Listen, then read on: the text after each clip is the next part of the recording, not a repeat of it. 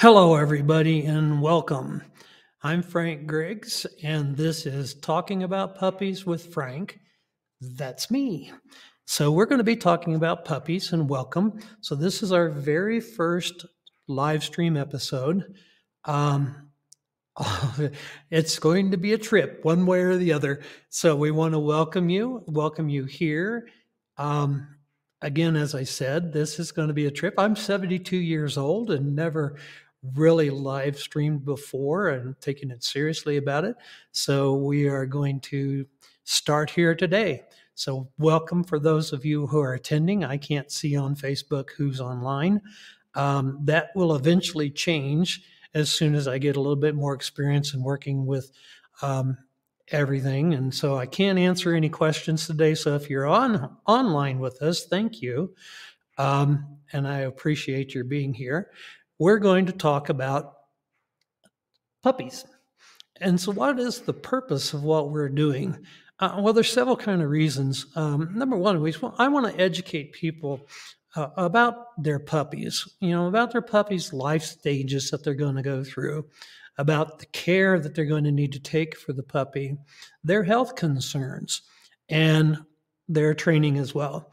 So we want to make sure that everybody has the opportunity to learn more about their puppies. One of the things I thoroughly believe in is that if we educate people about their puppies before their puppy comes home, then they will have a much better life with their puppies and a higher probability that the puppy will not end up in a shelter. So that's one of the things I want to help avoid is dogs going to shelters. So we're going to talk about that. We're going to discuss canine behaviors, both young and old. So we want you to understand that if you have a young puppy, or if you have an elderly dog, it's still your puppy, and it'll always be your puppy for as long as it lives. We're going to discuss how to train a dog or teach a dog, both young and old. And we're also going to have guest visitors along the way. So hopefully this will be a good ride for everybody. Again, this is every other week. It's at Thursday. Told you I'm 72. Okay. Give me a break. Okay. So every other Thursday at 2:30 Mountain Time. And the last reason why I wanted to do this is because I am 72 years old. I spent a lot of time and energy learning about canines and everything about them that I could. I am a certified advanced canine training professional, as well as a certified canine trainer and behavior specialist. I'm actually considering going back to school at Denver University to become certified in animal assisted therapy, even though that's what we've been working on with Heroes Puppy for Life for going on pretty much 6.5 years now. Heroes Puppy for Life, I am the founder and the executive director of that organization as well. And what we do is we purchase a 8-week-old puppy, we place it with a veteran or a first responder who's living with post-traumatic stress disorder, and then the two go through our Frank Griggs Relationship Bond Training Program, which is a 9-month program. And at the end of that training, then the puppy graduates as his or her service dog, and we don't charge them anything for that. So that's what we're going to be doing over the next however long we can record. So I'm glad you're on board if you're here. And again, I can't tell whether or not you're on Facebook or not. So we shall see about that one a little bit later. But anyhow, today's topic, what we're going to talk about is breeding. So I thought it would be important to start from the very beginning. We all know about dogs and puppies and all of that, but there are things that we want to share as far as somebody who might have a female dog that is interested in potentially breeding or maybe knows nothing about what goes on in that process. And so I thought that's a good place for us to start. So this is what we're going to call the birds and the bees about puppies and where do they come from. So I'm going to say a couple words here that are medical terms. Facebook's, just so you know, they are anatomical terms. And so I'm not using any foul language or anything else like that. But anyway, and it's not intended to insult anybody or offend anybody, but it is a medical term. So let's go ahead and start. So the question would be, when does a dog go into its cycle? Now, it can be called the term of going into heat, or it can be called the estrus cycle, which I normally use, or it could be the term could be it's going into season. So it just really depends on who and where and what terminology you use. So for different breeds, it actually can be anywhere from 6 months to 18 months, depending on that breed. So for small dogs like Chihuahuas and little dogs like that, they actually can go up to 3 times into the cycle every year. So because they're just the way they're structured. For large breeds, which are Labrador retrievers and golden retrievers, those type of dogs and those breeds, they can possibly go into that cycle twice in a given year. And for giant breeds, which would be like a Cane Corso, which is an Italian Mastiff, and the giant Schnauzer and a giant Poodle, they can go probably once in a year into that cycle. So it depends, again, it depends on the breed itself. And it is an interesting thing to go through if you're a breeder. It's actually a very difficult thing for breeders to go through this. And I've known several breeders, and one of them is a very close friend. And I can understand why it is difficult and what they do and why they charge a lot of times why they do. Now, I want to say one other thing too before we get into this. I know some people will say, well, you should never buy from a breeder, or you should only get a dog from a rescue. Yeah, I possibly can agree with that, and I can possibly disagree with that as well. In our program, Heroes Puppy for Life, we have to be very cautious about the kind of dog that we use, the breed that we use, and where it came from. Rescue dogs can have post-traumatic stress just like a human, and without knowing their history, they could have something that could trigger, and it could be a huge potential liability for that individual. So we have to be very careful with the puppies that we place. And I understand that there are rescue dogs out there that actually are very good puppies. You know, they can be left because somebody has to move. Somebody's apartment complex says you cannot have a dog here. And then sadly, there are people that just grow tired of their dog and pass it off to a rescue. So I understand that, but for our organization, we had to use breeders because there are certain specific requirements that we have in our training program for the puppies that we use. So anyway, I just want to get that out of the way right now so we don't have to deal with it later. Okay. The first sign that's going to take place that your puppy is in estrus is the swelling of the vulva. It's going to become swollen. And that's the first sign. Now, most humans will not recognize that because they really don't watch their dog enough to know that's potentially what's going on. But the one sign that most humans do notice is the bloody discharge. And they notice that right away. We'll tell you that if you have a male, he will know anytime that a female is in heat.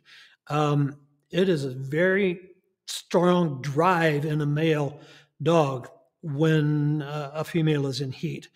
It's because of the pheromones and the hormones that she's releasing at that time, either through urine or through the discharge itself. Dogs have a phenomenal sense of smell. They can smell probably about 400 times better than we can.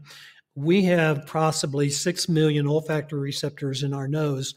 A dog can have anywhere from, 150 up to 300, which is a bloodhound. 300 olfactory receptors in their nose, so they can phenomenally smell everything, particularly the pheromones that are being released not only by a dog but also by a human. In fact, if you look at a fire hydrant, we term that as P-mail, because when a dog comes up and marks, it tells a lot about that particular dog, and every other dog that comes up there reads the P-mail, and so they know exactly what's going on with that particular dog. It can be anything from, "Hi, I'm Butch. I'm the biggest dog in the territory because see how high I marked," and "Hi, I'm Susie Q, and I'm in estrus." So dogs know quite well what's going on because of the pheromone. And they will go a long ways to find that dog. We had a dog that was over a year old and had been neutered, but he jumped a 6-foot fence and ran almost a half a mile to get to a female that was in heat. That's how powerful that drive can be. So, as I said, your male dogs will understand implicitly what's going on. They know. And so that's a time when your female is in heat that you really need to be watching because that scent is so strong for the female. Now, you will see behavioral changes inside of her too. Okay, so she will start doing some things that are different from her normal behaviors, and that's not uncommon. Okay, it's not uncommon. Now, go back to males and females. I hate to say this, but male canines are not much different than a male human. Okay, they basically have a drive all the time. Now, the female canine, though, really doesn't have that much of a drive sexually until she goes into heat, and she's going to be pretty particular about if she's going to breed, who she's going to breed with. And it could cause some issues. So, it's just something that you have to understand. And she will decline any advances by certain dogs. How long is this going to last? Well, it's going to last around 2 weeks, give or take. We had a puppy that was in heat for almost a month, and I became very concerned at that point in time.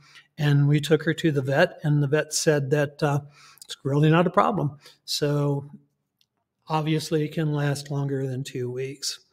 So the next question would be is when is she the most fertile? It's around the time when the discharge turns watery. That's when she becomes most fertile. And this is one of the times that you really need to be very careful where your female is. Now, just as a side note too, is that they do now have diapers that you can put on a female during this cycle so that it protects against, anything that might happen. But still, you have to be extremely careful during this time. So it does last that period of time. But when it turns watery in the discharge, then that's when she's most fertile. So you just need to be really careful. Some breeders will, at this point in time, and they work with their veterinarian as to trying to time out which is the appropriate time to do the breeding. And it may be over a week or so that this breeding might take place with another male, or it might be artificial insemination. So again, it really depends on the situation. Now, a lot of breeders, I will tell you, do use artificial insemination because they want to protect the bloodline of their breed. And that's a good consideration. And some people will tell you that you should never buy a purebred dog. And I kind of disagree with that too. There is, I'll give you an example. There is one breed that I'm not going to tell you the name of that breed, but it was so crossbred between, the same breed that its cancer rate is extremely high, and it's high because of that crossbreeding. So when a breeder uses artificial insemination, they're trying to protect the lineage of that breed. And so it's not always a bad thing, okay? And the other thing is that they want to try and avoid an oops pregnancy with their puppy or with their dam. So anyway, that's when that breeding can take place during that period of time. If the female becomes pregnant, then the gestation period is around 62 to 64 days. and it's around 9 months. And it can be difficult to determine when that might be, because who knows when the mating actually took place or the insemination actually took place. So, but anyway, 62 to 64 days is when that's going to take place. Now, if she has puppies, the first thing it's going to be is in the first week, the puppies are going to be basically blind and deaf when they come out. Their eyes are shut and they don't hear. They do have taste and they do have touch. Now, there's a book that I would highly recommend to people, and it's written by a man named Dr. It's easy for me to say, Dr. Stanley Coren, and the name of the book is How Dogs Think, What the World Looks Like to Them, and Why They Act the Way They Do. This is an exceptional book, and I really do tell people that if you're going to become a trainer, you really need to read this book. Now, I have read this through my Kindle, but I've also listened to it through Audible books as well, and I've listened to it 7 different times. And one of the reasons why I've done that is because every time I listen to it, I pick up something new that I didn't know before. Dr. Coren says that there was research that was done that says that a puppy, and you thought I was going to stick that somewhere else, didn't you? Shame on you. That a puppy in its nose has heat sensors, and this is a newborn puppy. It's one of the ways that it can find the mother's teats so that it can nurse. And so they have these heat sensors, and then according to him, the use of those just dies away eventually as the puppy matures. Now, I don't know if that is the case or not, but I've always questioned is how a particular dog or breed can, recognize how something is hot, even as an adult dog. Now, we do know that the vibrissae, which are the hairs that stick out on the face, can determine heat. But, that's a good thing that somebody might want to do some research on someday. So anyway, in the litter, the puppy is basically just a little tiny thing. Its brain is really mush at that point in time, and it will start developing rapidly at that point in time. So in weeks 2 to 4, then we start seeing sensory development taking place with the puppy. Its hearing, its eyes, and its teeth will start appearing. Those teeth, the little tiny daggers that are in their mouth, those things are sharp. This finger right here, and this is not the bad finger, but this finger right here, when Bo was about 4 months old, before he lost the baby teeth, he and I were playing, and his teeth caught this hand and split this finger wide open to the bone. That's how sharp those things can be. So 2 to 4 weeks is that when all these things will start taking place. It starts building its personality at this point in time too. Within the litter, they can start wagging their tails at this point in time. They can stand and they can possibly walk a little bit. But they do start building a personality at this point in time. And this period of time from here through weeks 3 through 12 is a very important time for socialization that takes place. And one of the things that we look for with a breeder is the puppy socialized in the litter? Now, if a puppy isn't socialized in the litter, then it will, and that means socialized with humans, then it will, once it grows up, be a little shy of people. If you look at a feral dog that comes into a shelter or whatever, if it has puppies, those puppies are going to be feral as well as the dam.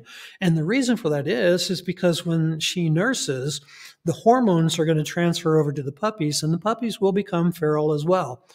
And so they're actually one of the hardest dogs to try and train because they are feral.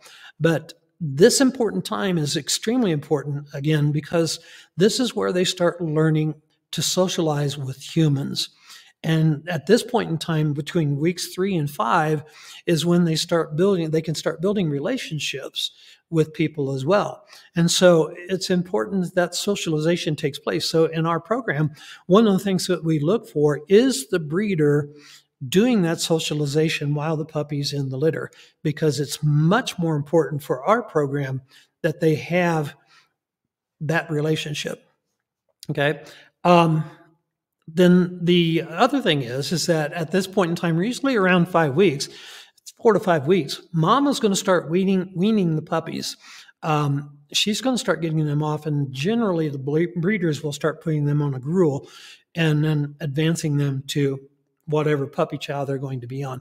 Now, I would recommend, as a side note as well, that if you get a dog from a breeder, our position is try to keep it on the same puppy chow that the breeder had it on.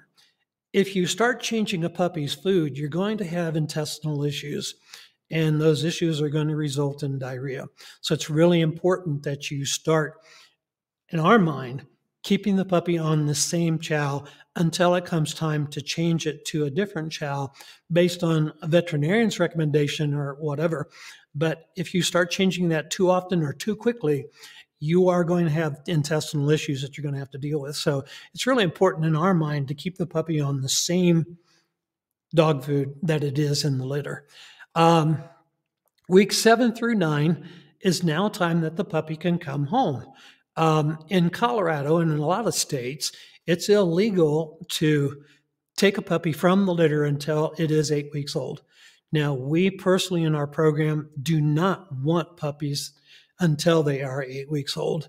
And because, number one, we want to abide by the law, but number two, there's a lot of social development that takes place in that period of time within the litter as well. And the puppies learn to communicate with each other. And so we want them to have that time to build that ability to communicate with each other. So in this case, it's not until around 8 weeks, and for our purposes, it is 8 weeks when they can leave the litter. Now, this is where we're really going to stop here and talk about all these things. Now, as you can see, there's a lot that goes into breeding that most people don't understand. And when somebody says, well, they charge so much for a breeder, well, figure the amount of time that the breeder has to do in bringing that litter out to the public. Again, during those first couple of weeks, a breeder can spend up to 24 hours a day dealing with that litter and that whole entire situation. In fact, we had one dog that bred, and unfortunately, she wouldn't nurse. And so our breeder had to sit in the whelping pen with her and make sure that she nursed the puppies. Well, unfortunately, we couldn't breed her again. She had some fantastic puppies, but we couldn't breed her again because we couldn't take the risk of her not breeding again or not nursing another litter. So it is an important time that takes place. And so when you look at this, it is a good reason to understand why they do charge for puppies. Now, some of them are pretty exorbitant in what they charge, and I think they take advantage of that. But for the most cases, they earn what they do. Now, we do love to have the puppy in the house during this period of time rather than out in a pen in the yard somewhere. Again, because that's part of that socialization process. They start learning to associate with people. And so that socialization is extremely important in our mind. If you want to have a good puppy, socialization is one of the major keys that you're going to need for having a well-mannered puppy in that case. So this is where the puppy begins. And so from here on out, we're going to start talking about what you should do. We're going to start talking about how to prepare for a puppy to come home. All of those things that you're going to want to know are going to take place during our live streaming. So I hope that so far today you found this important. One of the other things that I'm going to do is as soon as I can get set up to use the comment sections in Facebook, then I want to start taking questions. So for right now, in future, if you have any questions, go ahead and either send me a message or leave it in the comments, and then maybe in the next session we'll be able to answer it, because I want to start answering some questions as well. And this is not Stump Frank. That's not the purpose of it, but it's to help share information. So here's an example of a question that I've been asked before, and so this is what I'd like to do along the same line, okay? Somebody asked me one time, why do dogs roll around like this in the grass and the dirt and everything else? Well, the answer to that question is, I don't know. The theory is that they're rubbing their scent all over the ground or covering the scent of another dog. That's the theory. Others say that they just enjoy doing it. I know that Bo occasionally will just plop down on a nice cool piece of grass and have fun. So the answer to the question is, quite literally, I have no idea. And it just seems to be enjoyable for them. So if your dog does this, can't give you an answer on that one. So have a great day. So there you go. It is an answer. And I have no problem saying, I don't know. I think that it would be an idiot of me to sit here and say that I know everything in the world, and I don't. In fact, there's a lot that I can learn and a lot that we can all learn along the road here. So I hope that in the next couple weeks, you'll continue to stay with us and follow what we do. And I hope this has been educational for you. And I look forward to us doing this again. Now we're a couple minutes shy of 30 minutes, but I really don't have anything else to discuss right at this point in time. Other than I'm Frank Griggs, and this is Talking About Puppies. Again, this is going to be a bi-weekly live stream for a half an hour on Thursdays at 2:30. So if you have time, take part of your day and join us. So I will talk to you in 2 weeks. And again, if you have any questions, please leave them in the comments or send me a message. And I'll try to answer them for you. And again, this is got to remember that there will be technical difficulties along the way. I'm hoping that this went to Facebook because I can't tell. So we will see. Anyway, have a wonderful day. I'm Frank Griggs, and we appreciate you being here. So this is Talking About Puppies with Frank. That's me.